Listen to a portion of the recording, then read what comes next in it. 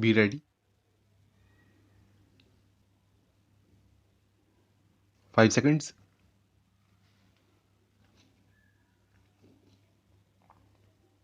Start. Our primary task should be to ensure that our society may draw inspiration from the Constitution and our Constitution may become the priceless possession of the common man, thus leading to the progressive socialization of our Constitution and increasing constitutionalization of our society and to the consequent removal of walls of alienation and the reduction of distances between the citizen and the constitution. It is true that our constitution has had to be enabled frequently, but that only serves to show that ours is a living and a growing constitutional system responsive to the challenges of swiftly moving times. To a large extent, many of the constitutional amendments came in the train of territorial changes, reorganization of states, judicial decisions, and land reforms. In several cases, the amendments were necessitated by pressing social urges, necessities, and were effected for the implementation of the directive principles of state policy. The amendments have, however, not in any way changed the essential identity of our Constitution. I may add the basically the amending process helps to facilitate the infusion of contemporary perceptions into the Constitution and is an essential part of the crucible of constitutional dynamics.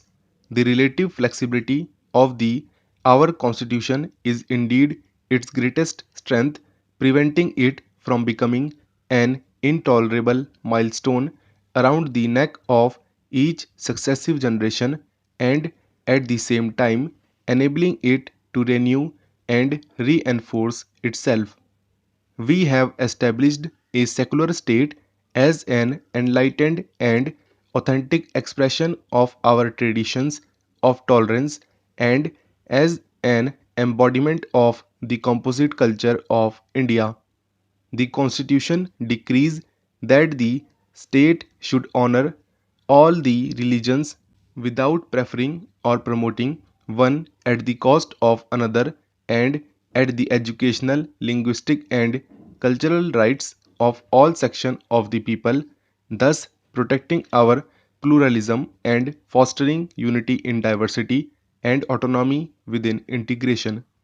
Our Constitution is sworn to protect the dignity of man, the fundamental rights guaranteed by the Constitution, and the directive principles which are recognized to be fundamental in the governance of the country constitute the core and the conscience of our free and open society striving to achieve social justice, rule of law, and equality of opportunity.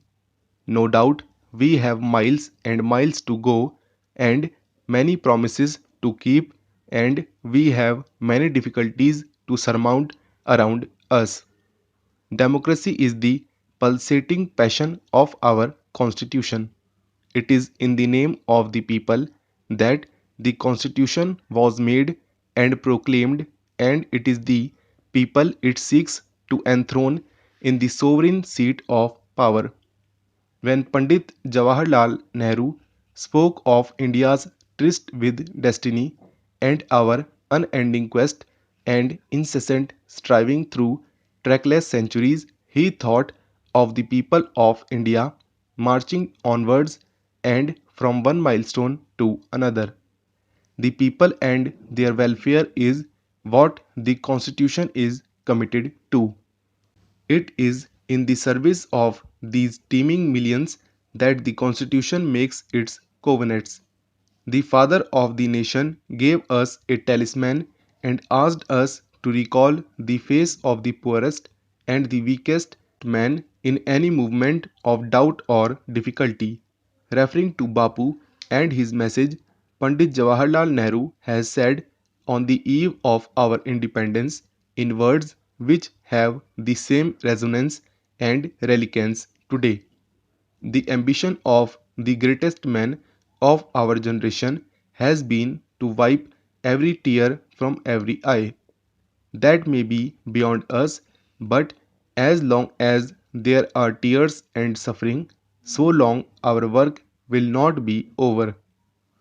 And that is the pledge which tolls and reverberates for us continuingly.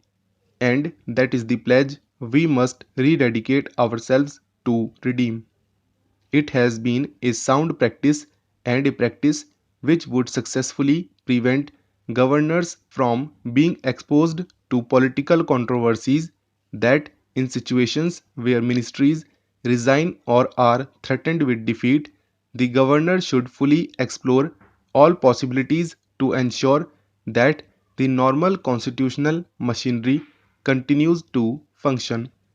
It is only when he fails in this attempt that the governor has necessarily to think in terms of recommending to the president for invoking powers conferred on the president for under Article 365.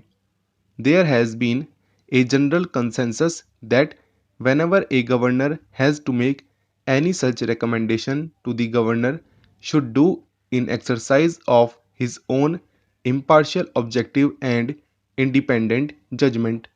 You are all aware that during the last several years it has been the practice to lay before Parliament the reports of the governors to the President, setting out the reasons weighed with them in recommending action under Article 356. Consequently, the reports have been the subject of critical scrutiny not only in Parliament but also by the general public, and in a democracy such as ours, it is right that there should not be any suspicion about the governor's functioning.